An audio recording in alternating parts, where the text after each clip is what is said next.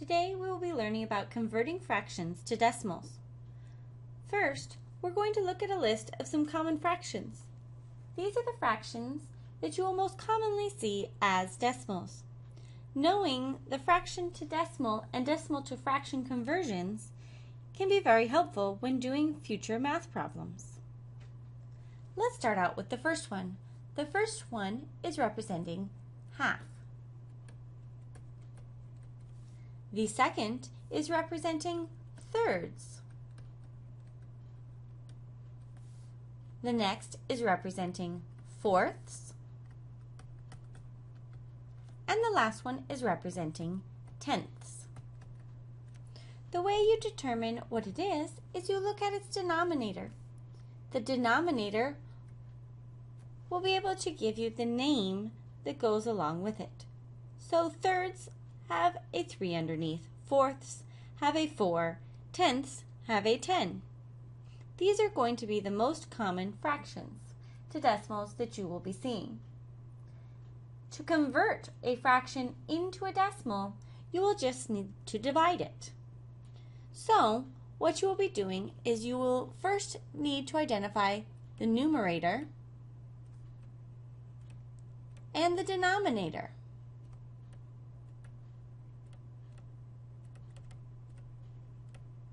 The numerator is the number on top of the division symbol, and the denominator is on the bottom.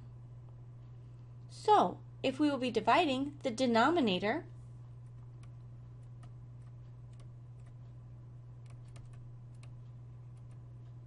will be going out front, and the numerator will be going inside.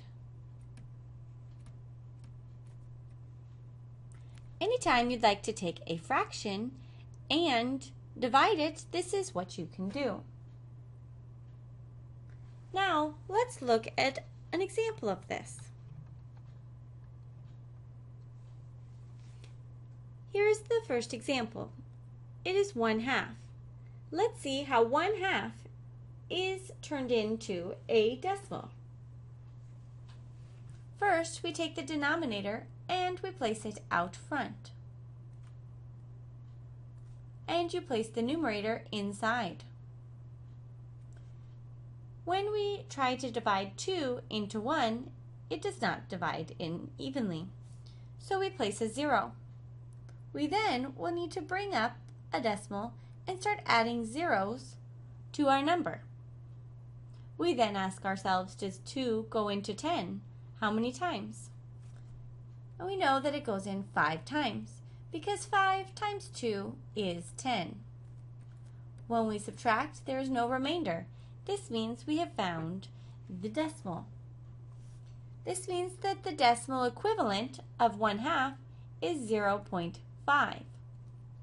Sometimes we may also see it as 0.50. We see this especially common in money for 50 cents, which is half of a dollar.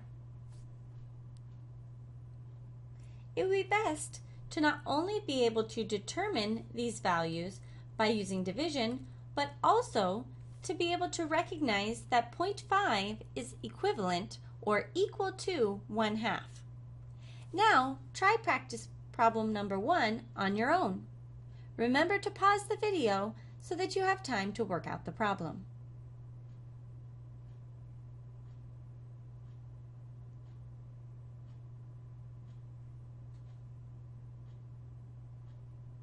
Now I will show you how to do practice problem 1.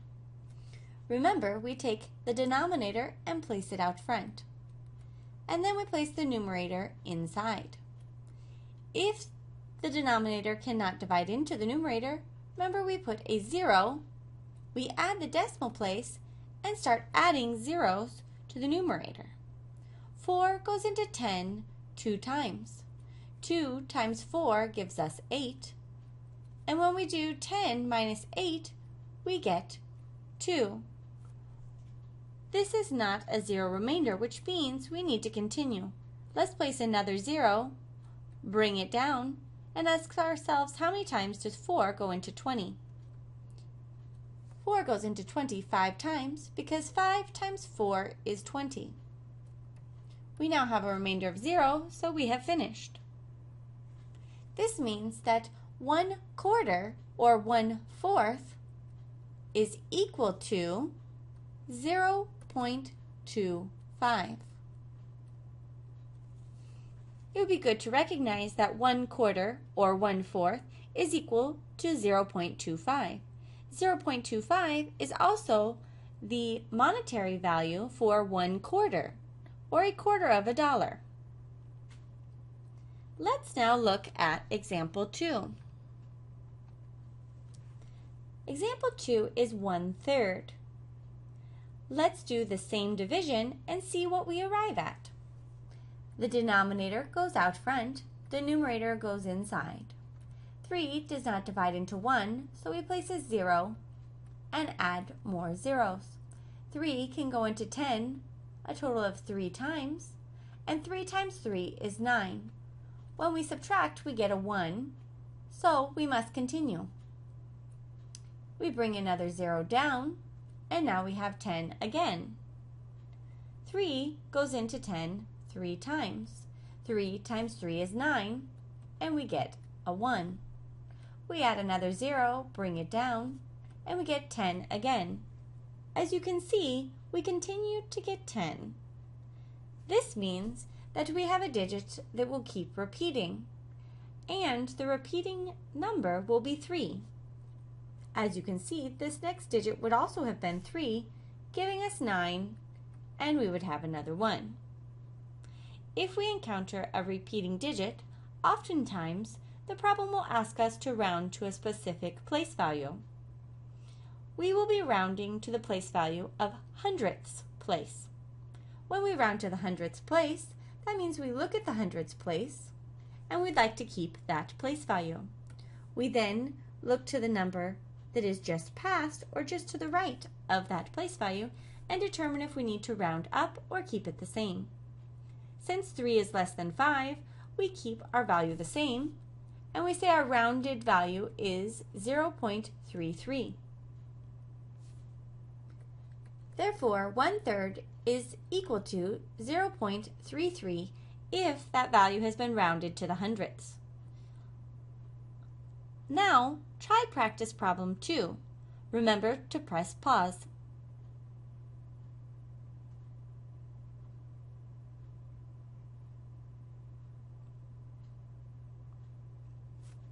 Now, I will work out practice problem 2 for you. Remember, the denominator goes in front. The numerator goes inside. 3 does not go into 2, so we place a 0. We then need to add another 0. 3 goes into 20 6 times. 6 times 3 is 18. And 20 minus 18 is 2. We then add another 0, bring it down, and we have 20 once again. This seems familiar to the problem we did in example 2. It seems as if we will have a continued repeat. Let's do a couple more digits to find out. 3 goes into 20 6 times. 6 times 3 is 18. 20 minus 18 gives us 2. We then would bring down another 0. As you can see, it is repeating, because once again we will get a 6, an 18, and have a 2. This means our digit will continue to repeat forever. We will therefore round it to the hundredths place. When I round this number to the hundredths place, remember, we first identify the hundredths place, then we look to the place value that is to the right, and we determine if it is above 5, we then round our value up. Therefore, our value becomes a 7. We keep all digits to the left, and we get rid of all digits to the right. Therefore, 2/3 is equivalent to 0.67. It would be good to recognize both 1/3 equaling 0.33 and 2/3 equaling 0.67 as these are common measurements. let's check out example 3 for another example. In example 3, as you can see, we have 3/10. Let's solve this the same as the others, where we simply put the denominator out front, the numerator inside. Since 10 is larger than 3, it will not divide in. We place a 0. We now need to add an additional 0. 10 will divide into 30 3 times, and 3 times 10 is 30. 30 minus 30 is 0. Since we have a remainder of 0, we have completed. Therefore, 3/10 is equivalent to 0.3. Now, try the practice problem. Remember to pause while you work it out.